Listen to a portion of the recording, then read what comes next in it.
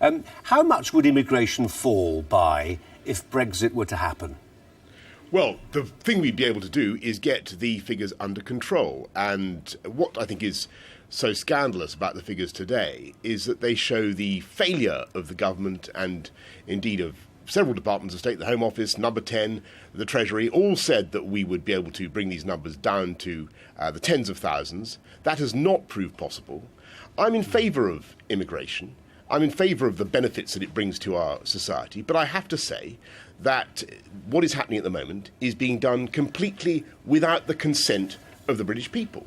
They voted at the general election to bring net immigration down to the tens of thousands. We've just heard that it is going up every year. It's now, I think, EU net immigration alone represents a city the size of Colchester. 77,000 EU immigrants have come here without any kind of job at all, despite the promises that we heard from the Prime Minister and others that they would get changes in the EU treaty, insisting that people would have to have a job before they came here. And for me, this is about democracy. It's about control and it's about consent. At the moment, what is happening is not with the consent of the British people, and the only way to achieve that is to take back control on June the 23rd and vote to leave. It may be about principles, but it's also about numbers. I mean, you've gone through some of the numbers yourself. Is it your expectation that in the event of Brexit, you could be looking at net migration down to the tens of thousands? Is it possible to realise that hitherto, impossible to achieve aspiration in the event of Brexit?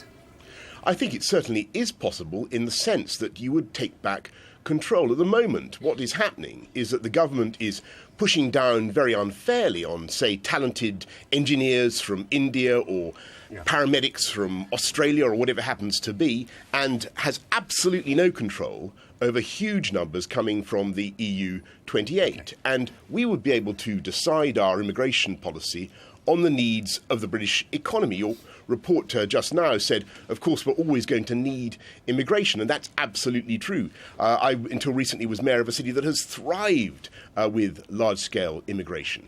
But you see the pressures on public services, you see the waiting lists in hospitals, in GP surgeries, and, of course, in schools. People are feeling it, and I think what they resent is the lack of control. Okay. If you're going to promise the people that you can bring this down to the tens of thousands, then you need a means of doing so. Okay. The only means of doing so is to take back control on June the 23rd. That point's contested by many people, and one of them is Max Hastings, who I think sometime would have been your editor at the Daily Telegraph when you were in Brussels. He writes in the Daily Mail this morning. He's a reluctant Remainer, I think he self-describes himself as being. And he says this, he says, we may regain power to keep out Polish plumbers and Romanian car washers, but a large proportion of the migrants we least want will continue to land at Heathrow and overstay visas, exploit relationships with people already domiciled here. And he concludes by saying, I'll hazard a wild guess that leaving would enable us to cut immigration by perhaps 15%.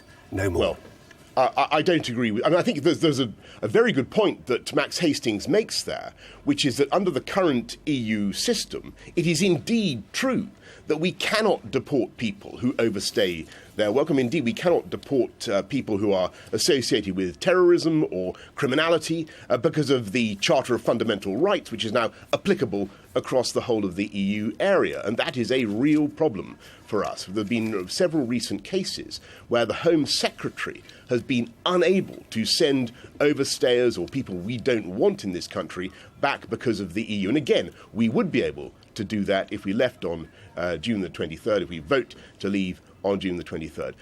I think that the crucial point here is that we've seen huge numbers now coming in, and I think the public feel, of course, we're a welcoming people.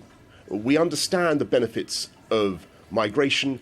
What we don't understand is how politicians can continually tell us that they will restrict the numbers to the tens of thousands and then find that you've got every year a city the size of Newcastle arriving. The population of this country is, at the current rate of fire, the population of this country is going to go up to 70 or 80 million very, very shortly. And that is a change, a massive change in our lives that I don't think the people of this country have bargained for. Okay, it's time we took back control of immigration and go ahead with immigration, support our agriculture, support our businesses, but do it with the consent of the British people. Well, look, immigration clearly is a key issue, and to some degree it's becoming the prominent issue within the camp that you speak for, or partly speak for. It's not the only issue, is it, that matters to people? We've talked a lot. It's symbolic. Let me just put the question.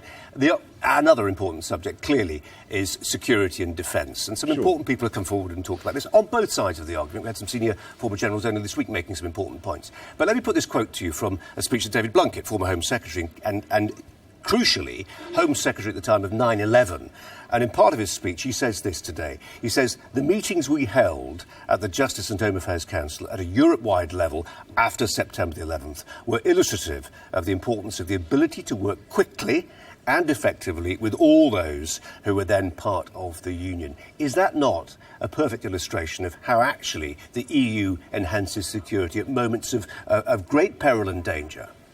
I think this is an illustration of the fundamental misunderstanding about what we're trying to leave. There's no one on my side of the argument is saying that we would detach ourselves from important international European meetings about defence, about security, about counterintelligence, about working on trying to stop mass illegal migration.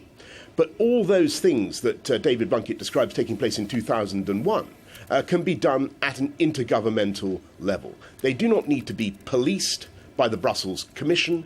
They do not need to be adjudicated upon by the European Court of Justice in Luxembourg. They do not need to be part of the rush to build a federal European superstate, a United States of Europe, which is effectively what they are trying to create. So all that cooperation could continue. And there are plenty of people, you'll have heard from Penny Mordaunt, who's a defence minister, who believes our defence would certainly not be compromised. John Hayes, the security minister, is also on the Leave camp. Everybody understands the need to cooperate to protect our security. What you don't need to do is remain part of the federal system, which takes away power from the UK Parliament, power from the people, and in classic instances being our inability to control immigration. Can we talk a little bit about the economy? The IFS report yesterday, which talked about short-term recession. We had a Treasury forecast, which I'm sure you would have criticised at the start of the week as well. Tactically, there is a sense, is there not, that's coming through from some people who feel that the shrewdest thing to have done from your perspective would have been to say, look, yes, there's going to be a short-term hit. There may be some recession. The economy may go backwards for a period of months, possibly even years. But that ultimately is a price worth paying. Rather than actually what's been going on, which is people saying on your side, look, we just don't know. Would it not have been shrewder to say, yes, there'll be a hit, but it's a price worth paying? Well, actually, I think the best authority on this was the Prime Minister, who decided to hold this referendum a while back and said that he thought there would be an awful lot of scaremongering, but actually Britain could prosper perfectly well and strike trade deals perfectly well outside the European Union. And that is, I think, the fact of the matter. We're hearing an awful lot of stuff at the moment from the Remain side that I think is starting to lose touch with credibility, any touch with credibility whatsoever. They are, going on and on about the downsides to such an extent that I fear they are starting to talk the UK down. We are a great country, we're a great economy, we are prospering and flourishing in all sorts of areas which have absolutely nothing to do, such as the tech sector, which have absolutely nothing to do with our membership of the EU. If you look at what has happened with our trade with the EU over the last, other EU partners over the last 20 years, actually other countries outside the EU have done far better than us in exporting both goods and services to the EU countries, whilst not being fettered and encumbered with that vast body of undemocratically imposed EU and you would say that vast body is exemplified no better than in the personage of Jean-Claude Juncker, the European Commission President, who, if you can just, I know you've got to dash off, but if you can just indulge me for another minute or so, this is what he's had to say recently, inviting you to Brussels on an educational visit. Have a listen. I'm reading in British papers that Boris Johnson spent part of his life in Brussels. It's time for him to come back to Brussels in order to check in Brussels if everything is telling the British people is in line with reality. I don't think so. Well, I'm afraid what I'm saying to the British people is in line with reality. And if we vote to remain, which I sincerely hope that we don't, on June the 23rd, then they will go on with measures to take us further into a federal European superstate. The whole exercise in Brussels is now aimed at propping up the euro. That is the entire mission of the European Union. They will try to create a fiscal union, a political union. Germany, who is effectively the paymaster of this whole enterprise, will want to insist that there is an economic governance of Europe that, in my view, will eventually become profoundly, it's already profoundly anti-democratic, but it will tend towards the creation of a United States of Europe, into which I'm afraid Britain will inevitably be sucked by the usage of single market mechanisms. And I'm afraid we have not been able to get out from under the obligation of paying for this whole exercise. Boris Johnson, if you saw what happened with the Greek bailout, we were hooked on that too. OK, got to leave it there. Boris Johnson, thanks for your time. Thank you so much. Thanks a lot.